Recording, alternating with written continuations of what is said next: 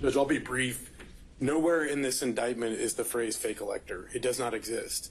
Literally not in the indictment. So I'm not really sure what we're talking about, removing something from the indictment that's not there.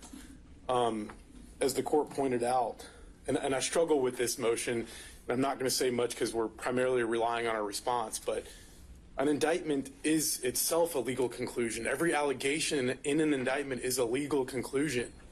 That's what an allegation is. And so if indictments aren't allowed to have legal conclusions, then I guess we aren't allowed to have indictments anymore.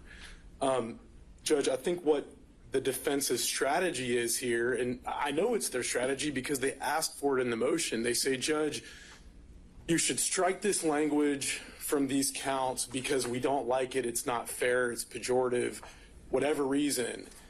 And now that you've stricken it, the counts don't charge a crime anymore, so you should dismiss them because they don't charge a crime anymore.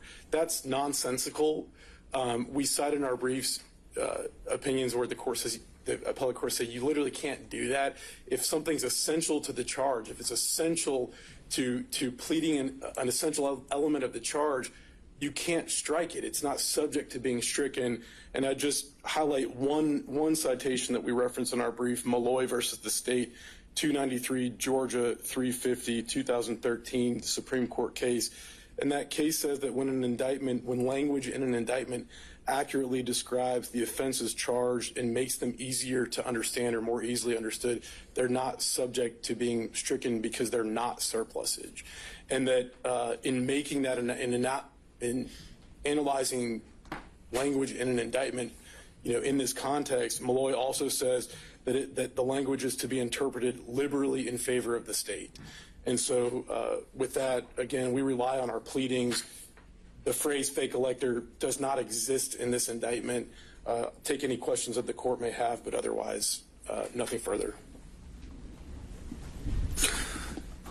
Maybe one. I've seen a line of cases talking about whether defects, can be stricken, and a lot of that depended on whether they're material or non-material.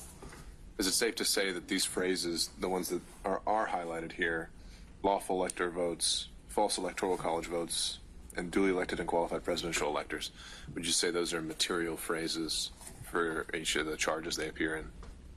So I think that's a great question, and I think there's kind of a superficial answer and then maybe a more in-depth answer. My superficial answer is yes, they're material in the sense that they make the charges more easily understood. They're accurate to describe the charges.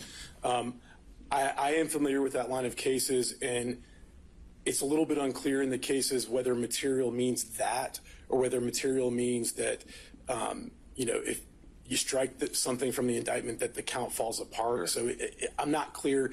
What I know is in this context, I don't think it matters because what's being challenged, I think that it's approved of by our appellate decision. If you've happened to go down that road, though, and we take the position that material means it can still survive general demur.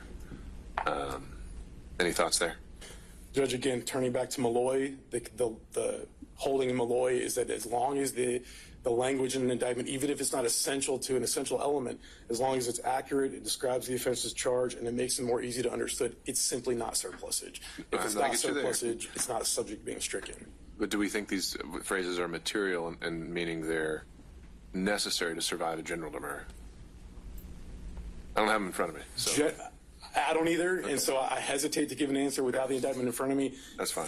Again, as long as the charges track the statute, they survive a general demur. So anything that's not statutory language, I guess, wouldn't fall into that category. But then we get into special demur territory, and that's a whole different situation. All right. Fair enough. Thank you, Judge. Okay.